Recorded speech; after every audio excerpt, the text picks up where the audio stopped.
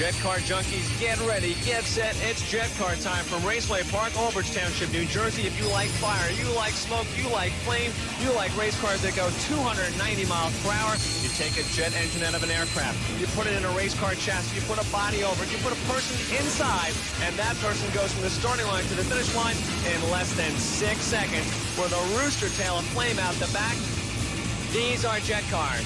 They're fast, they're colorful, they're awesome, they're ferocious. They go 290 miles per hour. They put flame out the back. They put 4 Gs on the starting line. They put 3 Gs at the finish line. There's nothing like them in the world. Jet funny cars, jet dragsters, all coming your way next from the Pro Jet Car Championships at Raceway Park, Englishtown, New Jersey.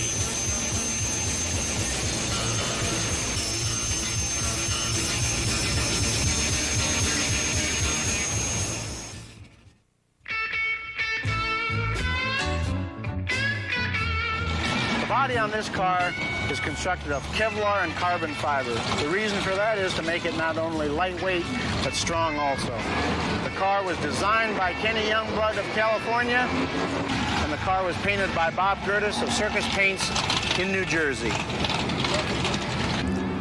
The frame of this car is constructed of 4130 chrome moly tubing. It is various thicknesses and OD sizes.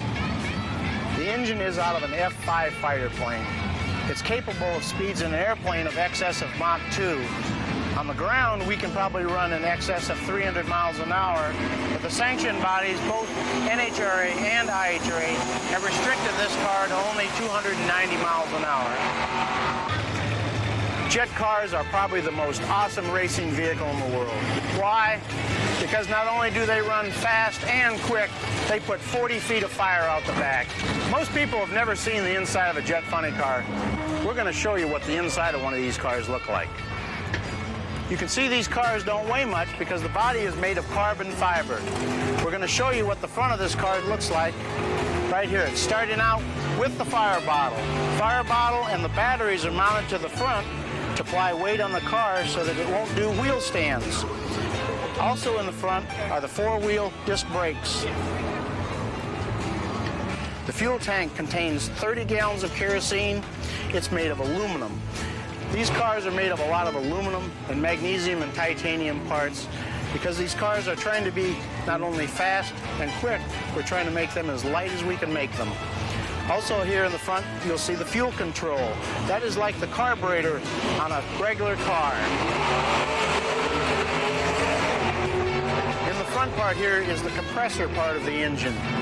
The little box there on the side is the igniter box. That's what starts this vehicle.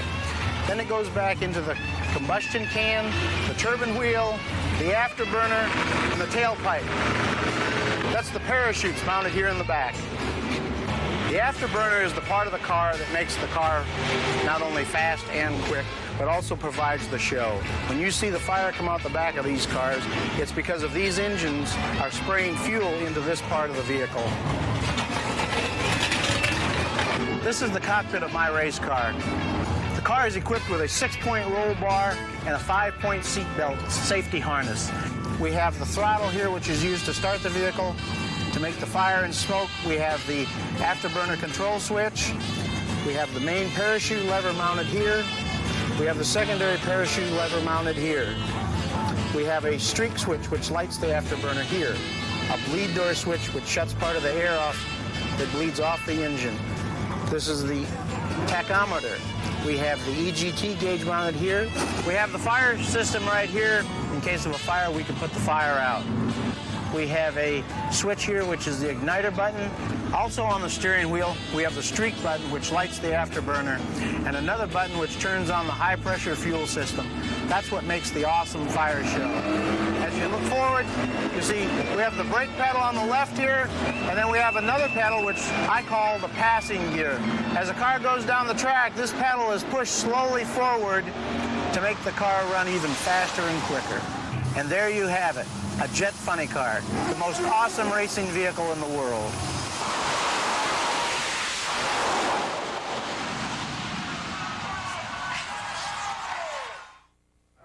Today they're running pretty good from what I could tell right now. The weather's beautiful, the air's cold enough, it's a really gorgeous day.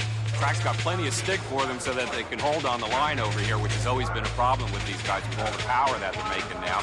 So I think it's going to be good. The first 4 pairs that went down already were great.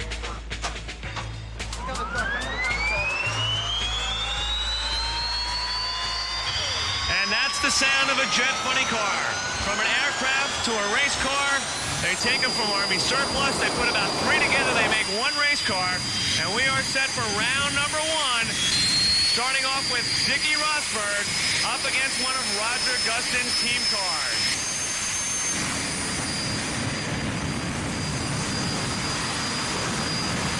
Look at the flame coming out of Dick Roseberg's race car.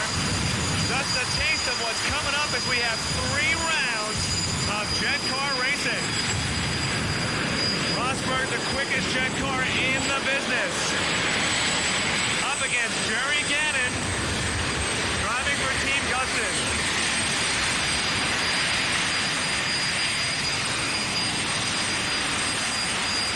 And right now they're going through the pre-race firefight, one of the most awesome moments in motorsports, when the drivers dump raw fuel, that's kerosene, into their afterburner and light it on fire. And away they leave the starting line. And the win light goes to Roseberg, a 573 at 262. Gannon loses with a very game 583. He is the king, the quickest and fastest jet car in the country, the main event warrior driven by the man himself, Dick Roseberg. Dick, what about racing in Englishtown? Tell us about the Raceway Park facility and how it affects your race car. Raceway Park is, sometimes the air here gets bad, sometimes it's good. Today it's very good.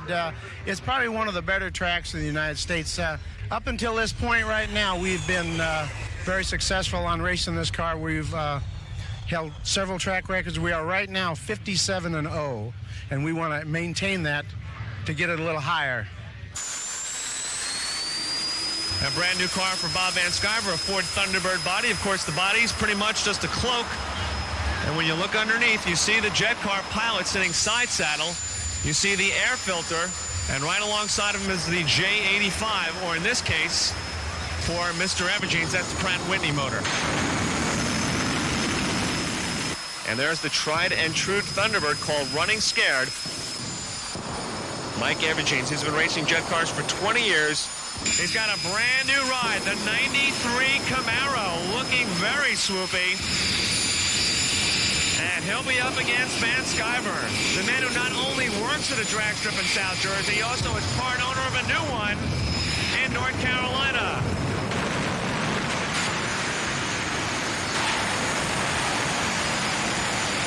Both cars going through the pre-race fire show, warming up the engines, lighting up the load when it comes to fuel. The cars run on kerosene, nothing too exotic. It's a cheap fuel to buy, and it makes these race cars fun to race because you can actually make a profit doing so. The old-time jet cars were exhibition cars. They made a lot of fire, made a lot of smoke, but they didn't really go too fast. And nowadays, with the Pro Jet Association, these cars have become much more safer, they're much quicker, and they're much more fun to watch race.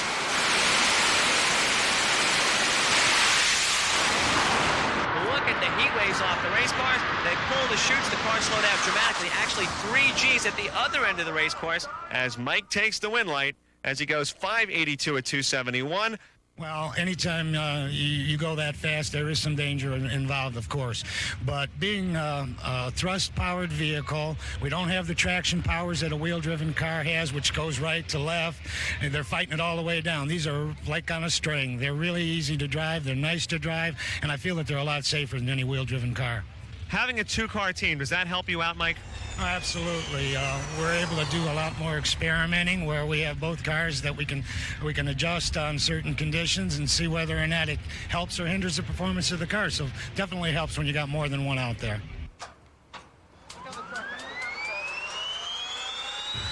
Another pair of jet floppers coming up is going to be Pat Davidson with the Under Pressure race car. A beautiful new race car from Massachusetts, actually an ex-Dick Roseberg funny car, as a matter of fact. So this car's had some serious laps. And while it's quiet, how many fans out there like Al Hanna and the Eastern Raider jet car? He's one of the best. Al Hanna's got a 2-car team coming up for 1993. His wife Ellen, his son Rich, they're one serious jet car family. Now, if you're a race car fan from the 1970s, Al Hanna used to have a fuel funny car. Back in the days when you could actually afford to race a fuel funny car and do it 4 times a week. Well, those days are over. You have to have a major corporate sponsor. Well, Al Hanna about 15 years ago said, you know, this business is getting a little bit tough. He took some time off. He saw the jet cars come back. He said, you know, I'd like to try this. Well, since then, with the help of an association called Pro Jet, he has done more for jet car racing than anybody. He wants to make jet cars a legitimate NHRA class, just like Top Fuel or Funny Car. He also feels the jet funny cars are safe enough that they can go 300 miles per hour, but he figures that's a couple years away.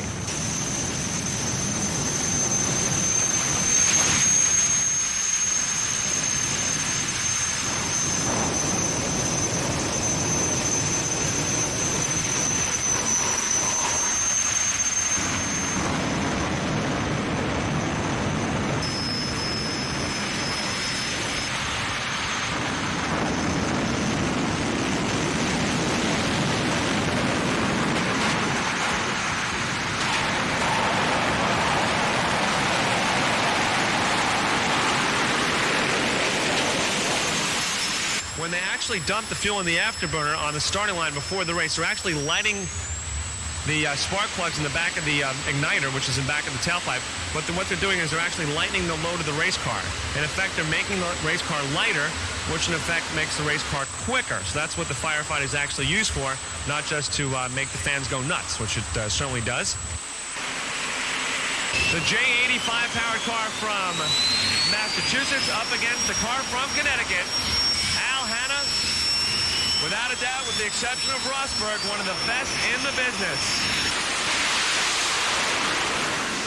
And it's a good start for Davidson, but here comes Al Hanna. And he takes the win light, dumping the chute at top end, and goes 566 at 280 miles per hour. Al, the Spring Jet Car Championships, first time ever at Raceway Park, you have a lot of tough competition. Well, we really do. There's a lot of tough cars here, a couple of sleepers as well. It's going to be a starting line race, and the car's going to have to run fast and quick, but we're ready. Tell us about what it's like to launch a jet car when you have to really worry about how you leave the starting line. The reaction time is going to make a big difference today. Well, I ran fuel cars for years, and it was a matter of releasing the brake and standing on the throttle, but now we're talking about a totally different world. It's playing the lights with your thumbs. I had to learn the hard way. It's very interesting, but your reaction time is absolutely critical to us. Who do you fear the most today? Is it Rosberg? Is it Gustin's cars? Who's going to be the toughest competitor? Well, without question, Dick Roseberg, the last several months, has been the toughest car out here. We've been light to light, side by side with him the last 2 weeks. He's gotten us by a fender. The real sleeper is Roger's new car. None of us have really seen it run, and we think it's going to really haul the freight today. So one of those two guys should be one of the real contenders, and a couple of the young guys could be sleepers. Ladies and gentlemen, this is it. The war to settle the score. The 2 quickest jet cars in the country. Al Hanna in lane number 2. In lane number 1, the one, the only Dick Roseberg. He had his track record taken away just a couple moments ago. They're going to go for it, and there's no doubt that these racers want to go as quick as possible, and there's no love lost between the two. Hanna and Roseberg have been fighting for the last couple years over who's the best in jet car racing. Now they have one chance between the two of them, Hanna and Roseberg, to go for it right here at Raceway Park this afternoon. May the best racer win. These jet engines are out of jet fighter planes, the T-38 trainer plane that flew over Korea. They produce 5,000 pounds of thrust, about 6,000 horsepower. Primarily, we're putting on a show for the people and dumping the fuel for weight. Once we get the car to the point where we feel that it's light enough to make the run down the track as fast and quick as we can, we try to stage it in that window of time and make our lead. So that's what the pre-race firefight is actually all about. That's true. It's a double-edged sword, so to speak. We're really putting on a show for the people, getting the car ready. A lot of people ask if we're warming the car up. No, we're not warming the car up, but we are dumping a lot of fuel, putting on a show, getting the car in a weight range where we feel we'll be competitive. We need a good starting line so we can stage properly at max RPM. We're looking at close to 20,000 RPMs with these engines, and that's an awful lot of push. So when we get the cars to the starting line, we're looking for good traction, but in addition to that, we want a smooth track. If we have any kind of a bump condition and the car happens to move around a little, anything that it doesn't go from A to B straight as an arrow costs us time. They're out of the gate. Hanna takes an early lead. He stretches it out, and he takes the win light as he goes 564 to Rosberg's 569, the quickest side-by-side jet funny car race in history. And time is what drag racing is all about. This is a race. We're here to run fast and quick. Absolutely. Al Hanna. The difference between a jet dragster and a jet funny car is almost the same as with a top fuel dragster and with a fuel burning funny car. One has a production looking type body on it. It's a flip-flop type body, what we used to call floppers in the old days. And the dragster looks very similar to what a top fuel car looks like. It's a longer wheelbase. It just has some body panels on the side, whereas the funny car does resemble an actual production type vehicle. Jet car fans, it's time for the Jet Dragsters. It's man versus woman as Tammy Gatlin from Texas takes on from Chicago, Illinois, second-generation drag racer Tony Schumacher in Wayne Canute's Odyssey. And just like we saw the Jet funny cars a moment ago, we watched the pre-race firefight between these awesome jet machines. And there is the lady. She's a young lady. She's only 29 years old, driving Jack Caulfield's machine. And she's right now lighting the afterburner, taking on Tony Schumacher. When he leaves the line, the driver can experience 3.5 to 4 Gs. It's fairly constant down the racetrack. And stopping, when we use our larger 28 parachute system, you can see up to 9 Gs stopping for a split second. Jet Dragsters much different from the Jet funny cars. First of all, they're lighter, they're more aerodynamic, and they are much quicker. They can go just up to 300 miles per hour. And there's Tony Schumacher moving up in the tower lane, this side of the camera, and there's Tammy Gatlin driving her machine out of Texas. And look at that little lady driving her jet car. The cars make so much power, the drivers have to lock up the brakes to keep them from going through the starting line. And these cars have no reversers, so once they go through the beams, they are done. And away goes Tammy Gatlin. Problems on Tony Schumacher's car. And there's Tammy. She'll take the win light, and she's got a big smile on her face. Look at the twin chutes slow the car down, and look at the fire coming out of the back of Tony Schumacher's car. I've never seen this before with a jet car. It's like a fuel funny car. He dumps the chutes out. The chutes are on fire. Ladies and gentlemen, what you just saw was a flame out. And you see Tony Schumacher getting out of his race car. He's okay, but he'll take a look back and see some of the damage on the race car. Tony, there's a lot to do in this race car. What is it like on the starting line? Oh, it's a tremendous feeling. You got the crowd, everyone's cheering you on. You're looking at the guy next to you, he's shooting fire out the back of a car, and there's loud thunder. There's a tremendous amount to do, and you just got to try to maintain your concentration. You're hitting afterburners, you got fireballs coming out, and there's so much to do that you need to make sure you don't get distracted. Tony, was it hard to adjust to the thrill of a jet dragster, the speed, the acceleration? Well, it takes a little while to learn when to pull the parachute. You're going awful fast, and the track's moving real fast. It's not hard to adjust to the ride. It's a real smooth ride. Tends to go straight. When you get out of shape, you got to shut it down. There's no correcting these cars. I'd say it wasn't as difficult as it was going into, say, for instance, if I went into a fuel car where there's actual clutches and pedals. This is a little easier, but it's definitely a handful. It's a real nice ride. There are many technological advances in jet car racing. Probably the primary one is the use of data acquisition systems, which most people commonly call a computer. It's number one, it helps you on the tune-up. You can see how much tailpipe pressure is being made, which is probably one of the primary indicators of the tune-up level. The other thing is if you do have a problem that you have to troubleshoot, it'll tell you right where to go and start looking instead of just changing parts. What this enables us to do is look at engine RPM, temperature, half a dozen pressures, half a dozen different air temperatures, all at 100 samples per second. And with this information, knowledge is power, somebody once said, and this is how we're going to get the ETs into the force. Obviously, it's a dangerous sport, but not unduly so. If there wasn't an element of risk involved in this, everybody'd be out doing something else. They wouldn't be here to watch. I mean, what we're trying to do is control that risk. That's our job as builders and fabricators. I think the fans like two things, the spectacle, the speed, and actually let me revise that to three things, and the competition. Every single one of these guys is out here to beat the other guy, no question about it. And I mean, our egos need gratification much like anyone else's, and nothing does me better than to see that kid come through the lights first.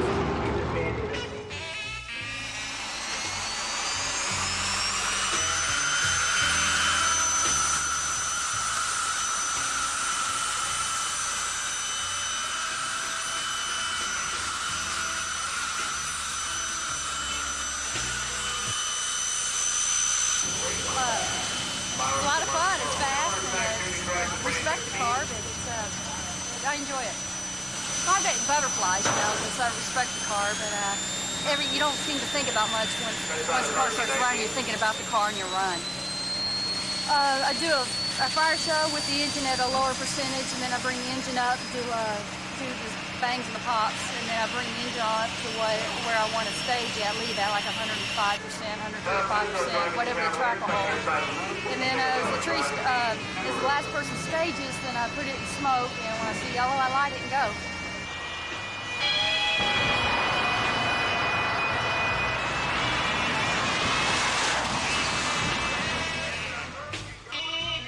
When I pull the chute top in, it jerks me real hard. I lose my vision for a moment, and then when I pick my head back up, then I start applying the brake. So why do you do it? Because it's fun. It's a rush.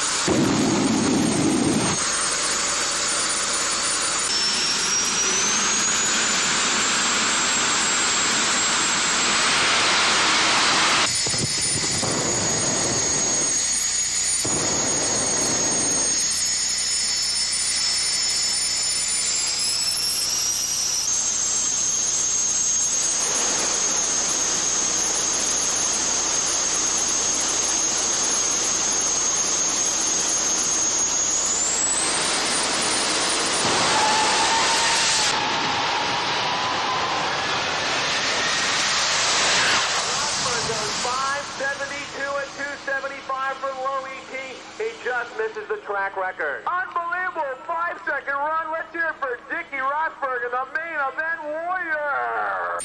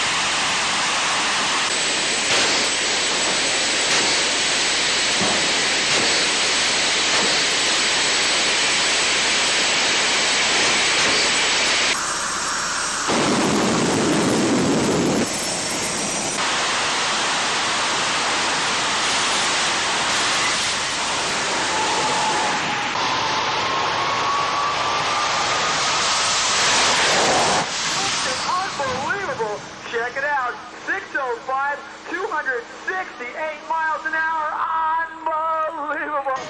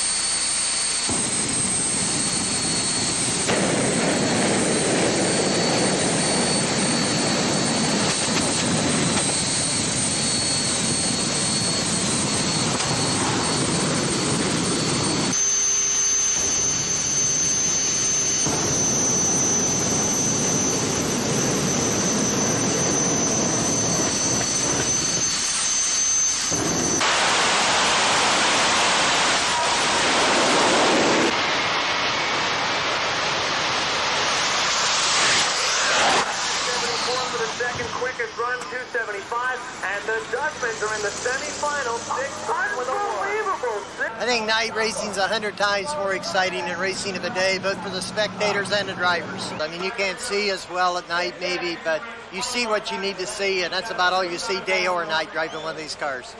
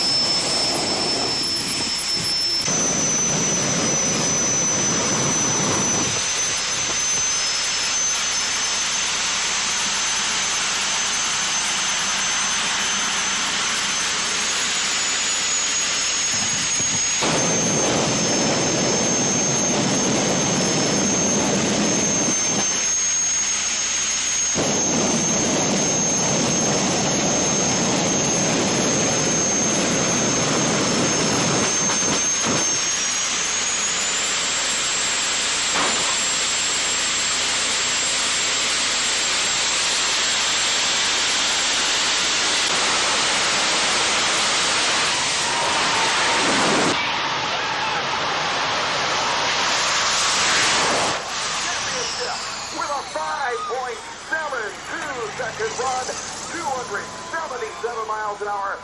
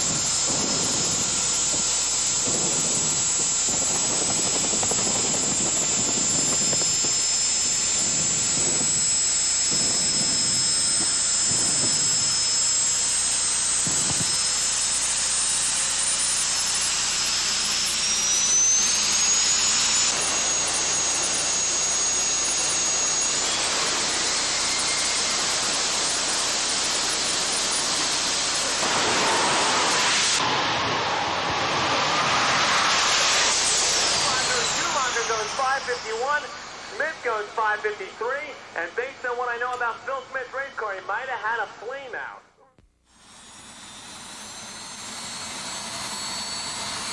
The modern-day Jet Funny car design from Kenny Youngblood of California, the premier designer when it comes to jet car paint schemes. The execution by Bob Gertis of Farmingdale, New Jersey, one of the best in the business, who's been painting race cars for over 25 years. And these cars are beautiful examples of the modern-day Jet Funny car. As right now, Davidson starts to warm up his engine. Pat Davidson, a new driver in the circuit. He's got a beautiful race car, but he's got one of the toughest customers, Bob Van Sciver, driving the Running Scared race car. And he's not kidding about that logo, Running Scared. And there's that beautiful circus-painted Thunderbird ready to roll up to the Raceway Park concrete starting pad.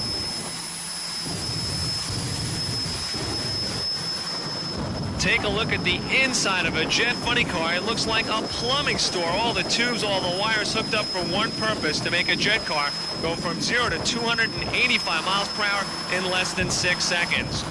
And right now they're going through the pre-race firefight, one of the most awesome moments in motorsports, when the drivers dump raw fuel, that's kerosene, into their afterburner and light it on fire. Look at the fire. You see the driver checking out the tailpipe, making sure there's enough flame coming out the back.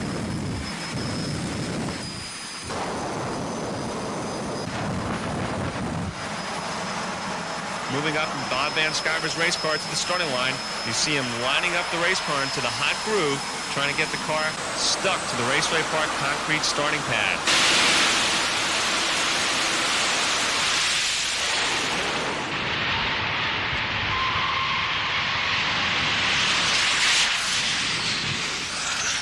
Cars are restricted to go over 295 miles per hour. That's the insurance rules right now.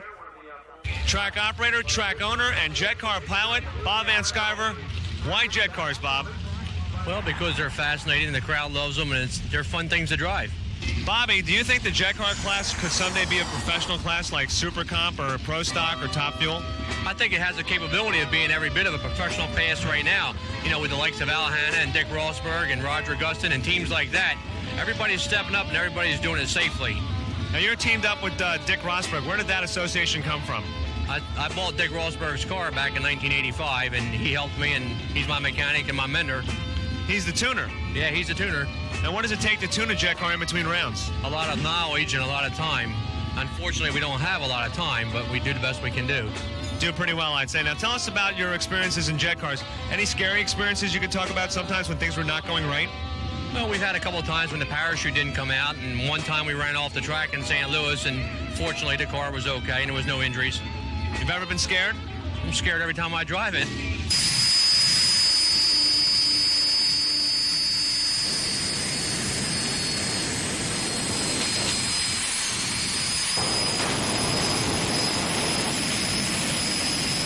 Rosberg getting ready. You see the fire coming out the back. The main event warrior, a beautiful 1990 Chevrolet Beretta, and he'll be taking on the brand new 93 Camaro of Mr. Mike Evagines, another veteran of the jet jockey wars at Raceway Park. He's been doing this for over 20 years.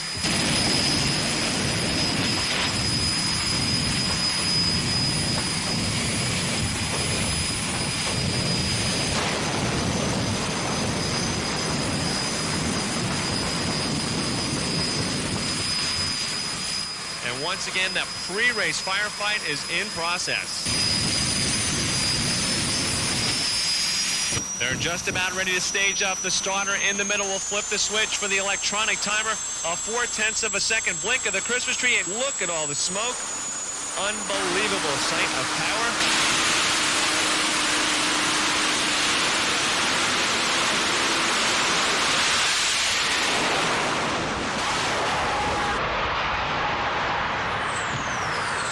Raceway Park track manager, Michael Knapp. We like to run the jets. They dazzle the crowd.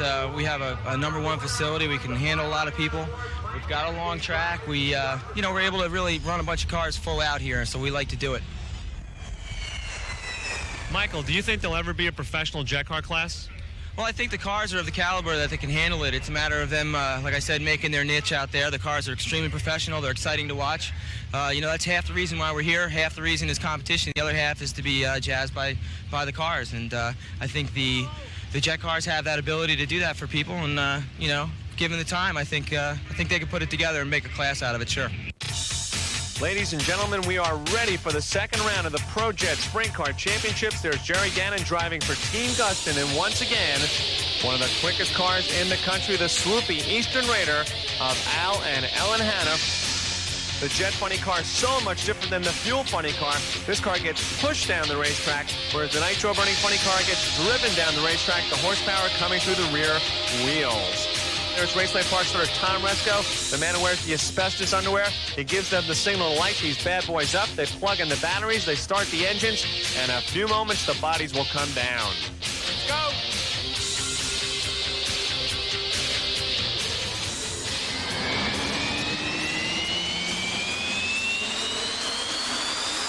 First you see the smoke, then you see the fire.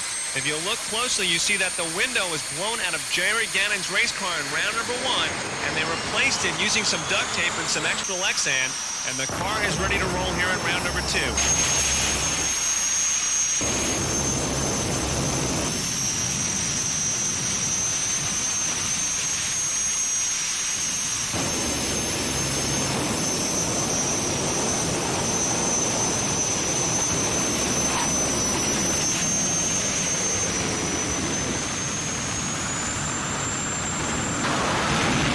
Just a couple moments before round number 2 action here at the Pro Jet Spring Funny Car Championship continues. It's Team Gustin, Jerry Gannon, the driver, trying to find the right spot on the race course as he lines up his machine, that beautiful Chevrolet Camaro. As you look inside the race car, you see all the plumbing, all the hardware that it takes a jet car engine to produce all that horsepower. And there's Al Hanna's race car. It's swoopy, it's all business, and this is one of the most high-tech race cars ever built for jet car racing. So it's Gannon against Hanna. The first man to leave the starting line has a good chance of winning this one. We'll look for the hole shot. As they roll up, they use the brake, they use the thrust out of the back of the pipe, and we're just about set. The stage lights are on, a blink of the tree. And here they come. Off the mark first, it's Hanna. Once again, Al Hanna taking no prisoners. 572 at 283. And Gannon loses with a 595 at 265. Jet Dragsters getting ready to go once again here at Raceway Park. Jet Dragsters quite different than their cousins, the Top Fuel Dragster. Just like the Jet Funny cars before, the Top Fuel Dragsters have engines that produce the horsepower through the rear end, whereas the Jet Dragsters get pushed down the racetrack by the thrust coming out of the tailpipe. Rod Phelps in the black car from Buffalo, New York. His machine about as low and lean as you can get, up against the Lutz racing car from Chicago. In this jet car battle, the fire coming out the back, it is incredible. The amount of flame, it's about 30 feet long. And you see the driver working on the hand controls, pouring the raw fuel in the afterburner. And this is a good example of how it's done in a jet dragster.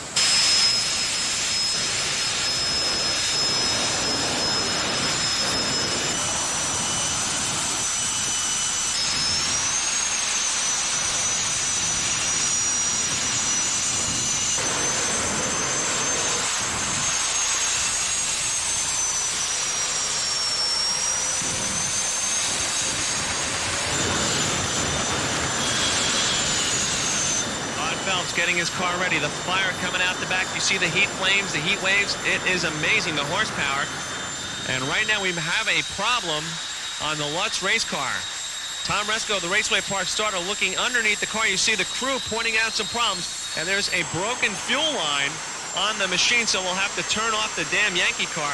The Lutz racing machine is shut off. We'll have to wait on the starting line, so Rod Phelps will go by himself. He will get a single. The starting line nice and straight. That's what you want to do in drag racing, from the starting line to the finish line as quick as possible. He goes 578, and there is the Lutz machine.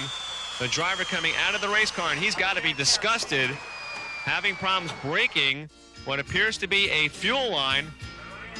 Usually when they leak, what's coming out of it is the jet fuel, the kerosene, and it gets under the tires, and it's very dangerous for these guys. And not to mention, it also messes up the racetrack pretty bad, too. So we are forced to shut them off when something like that happens.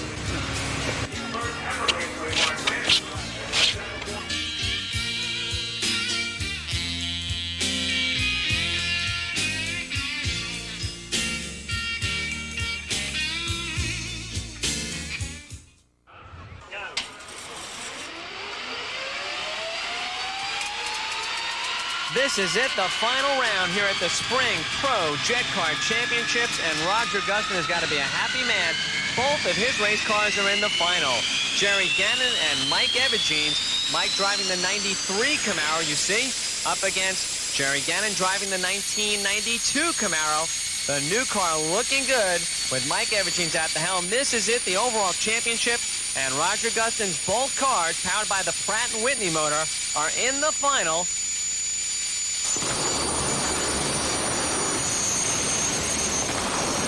Roger Gustin, the godfather of modern-day jet car racing. He started it all back in the 1970s with the Vitamin C Jet Dragster, and he's going to be a very proud man as he watches his two jet cars take off at the Raceway Park starting line for the Pro Jet Spring Car Championships.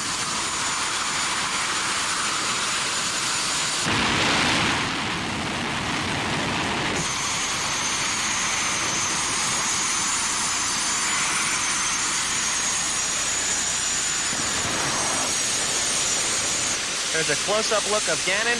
They're just about ready to go. The car's approaching the starting beam. The white Camaro is the 93 near lane. The far lane, the 92. Evagines against Gannon. This is going to be a good one. Both cars capable of running in the 580s. The smoke is coming out.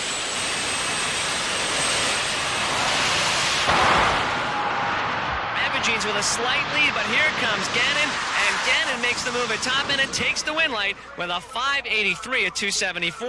Evagines loses with a quicker 581. We're with team manager Bill Gustin. Bill, you just got off the phone with Roger Gustin in Ohio. How did he take the good news that both your cars are in the final? Well, after the wreck he had last year, he's still on the mend, and I think his bones just healed tremendously from this. We told him first we blew the windshield out of one car. I kind of tore him up, and then there was dead silence, and he said, well, then what happened? So, well, then we ended up both our cars in the final. And he was still in shock over it, because the car that won it has usually been our slower car. In fact, the car that won it has been beat by the other cars so many times it's ridiculous. But we finally got the old car running good, and that was the main thing, and Jerry did a tremendous job with it. Tremendous. Jerry put him out, cut a great light, and that's all it takes. That's why we call him Jerry Boom Boom Gannon. Well, Boom Boom came up with the #1 spot at Raceway Park today. Congratulations. Thank you, Les.